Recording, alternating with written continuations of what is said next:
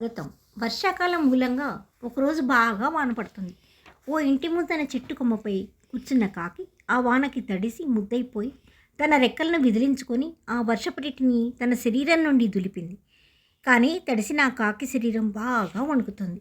ఇంతలో ఆ ఇంట్లో ఉన్న పిల్లలు ఆ వర్షాన్ని చూసి సంతోషంగా కాగితపు పడవలు చేసి ఆ వర్షపు నీటిలో వదులుతూ గోలగోలగా అరుస్తున్నారు.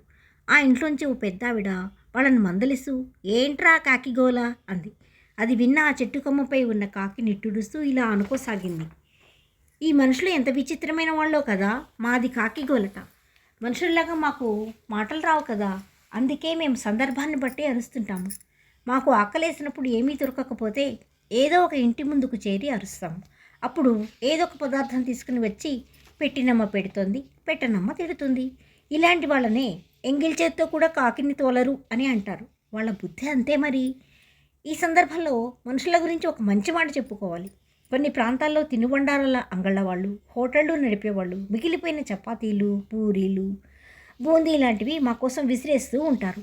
అలాంటప్పుడు మేమంతా కుటుంబాల సమేతంగా వచ్చి వాటిని తింటూ పెద్ద పార్టీలాగా సెలబ్రేట్ చేసుకుంటాము. అలా మాకు ఆహారం పెడితే వాళ్ళకు వ్యాపారంలో కలిసి వస్తుందని వాళ్ళ పిచ్చి నమ్మకం. ఏం చేస్తాం, ఎవరి చాదస్తాం వాళ్ళది. వీళ్ళ వల్ల మాకు ఇంకా లాభం ఉంది. ఇంట్లో ఎవరైనా చనిపోతే వారికి పిండాలు వదిలి వాటిని తినడానికి మమ్మల్ని ఆహ్వానిస్తూ మా రాక కోసం ఎదురు చూస్తూ మేము వచ్చి తినే వరకు మా కోసం ఆ చుట్టుపక్కలే వేచి ఉంటారు. అప్పుడు ఏ కాకి వెళ్ళకపోతే చనిపోయిన వాళ్ళు ఏదో కోరిక తీరకముందే చనిపోయారు అనుకుంటూ వాళ్ళ కోరిక ఏంటో తెలియక ఆందోళన పడుతూ ఉంటారు. అంతేకాదండి, వాళ్ళు భోజనం చేయటానికి ముందు అన్నంలో పప్పు కూర లాంటివి అన్నీ కలిపి ముద్దగా చేసి ఆ ఇంటి ముందు ఏదో ఒక ప్రదేశంలో ఒక చిన్న ఆకులో ముద్దను పెట్టి ఆ తర్వాతే వాళ్ళు భోజనం చేస్తారు. ఎంత విచిత్రమో కదా. మమ్మల్ని ఇలా కూడా పోలుస్తుంటారు. అందంగా లేని అబ్బాయి అందమైన అమ్మాయిని పెళ్లి చేసుకుంటే కాకి ముక్కుకు దొండపండు అని అంటారు. వేరే ఎవరైనా బాధపడుతున్న వాళ్ళను తమ మాటలతో బాధ పెడితే ఎద్దుపుండు కాకి ముద్ద అని కూడా అంటారు. ఎవరైనా పని పాట లేకుండా తిరుగుతుంటే ఎందుకురా అలా కంపనపడ కాకిలా తిరుగుతావు అని అంటారు. బాగా నల్లగా ఉన్న వాళ్ళను కాకి నలుపురా బాబు అంటారు. వాళ్ళకి ఇష్టమైనప్పుడు కాకి బంగారం అంటారు. అన్ని మాటలు వాళ్ళవే, ఎప్పుడు ఏం మాట్లాడతారో తెలీదు. ఎవరైనా తమ ఇంటికి ఏదో అవసరం పడి వాళ్ళ ఇంటికి వస్తే అయ్యో ఈ మాత్రం దానికి పని కట్టుకొని మీరు రావాలండి, కాకితో కబురు పెడితే మీ ముందుకు వచ్చి వాళ్ళమే కదా అంటారు. ఇది సాధ్యమేనా? ఏంటో వీళ్ళు పిచ్చి కాకపోతేను. వీళ్ళ నాణానికి రెండో వైపు చూద్దాం.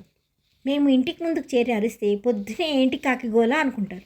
కానీ వాళ్ళ ఇంటికి చుట్టాలు వస్తున్నారనే సందేశాన్ని అందించడమే మా అరుపులోని ఉద్దేశం. అర్థం చేసుకోరు. మేము ఎప్పుడైనా సరదాగా ఎగురుతూ వాళ్ళ తలపై మా కాళ్ళతో తండుకుంటూ వెళ్తే విసుగ్గా కోపంగా మొహం పెట్టుకొని మమ్మల్ని వెధవ కాకి అని తిట్టుకుంటారు. అంతేకాదు, అలా తనాటం దురదృష్టం అని, కొందరు అదృష్టం అని, కొందరు వారి వారి విజ్ఞతను బట్టి అనుకుంటారు. దరిద్రం అంటే గుర్తొచ్చింది. దరిద్రం పట్టడం అంటే శని పట్టడం అని వాళ్ళ ఉద్దేశం. శని అంటే మా యజమాని శనీశ్వరుడే కదా, ఆయనకు వాహనం మేమే కదా. మా యజమాని వల్ల ఈశ్వరుడికే తప్పలే తిప్పలు, తప్పించుకోవడానికి చెట్టు త్వరలో దక్కున్నాడు. అదే కదండి శని అంటే. ఆయనకన్నా గొప్పవాళ్ళ ఈ మనుషులు. శనీశ్వరుడికి వాహనమైన మమ్మల్ని అనుకోవటంలో తప్పేం లేదు. ఇంతలో వర్షం వెలిసింది. కాకి వణకటం ఆగిపోయింది. కాకి అక్కడి నుండి ఇంకో చెట్టు కొమ్మపైకి చేరుకుంది. ఇదండి కాకి స్వాగతం గోల. వీడియో నచ్చినట్లయితే లైక్ చేసి, షేర్ చేసి, సబ్స్క్రైబ్ చేయండి. Thank you.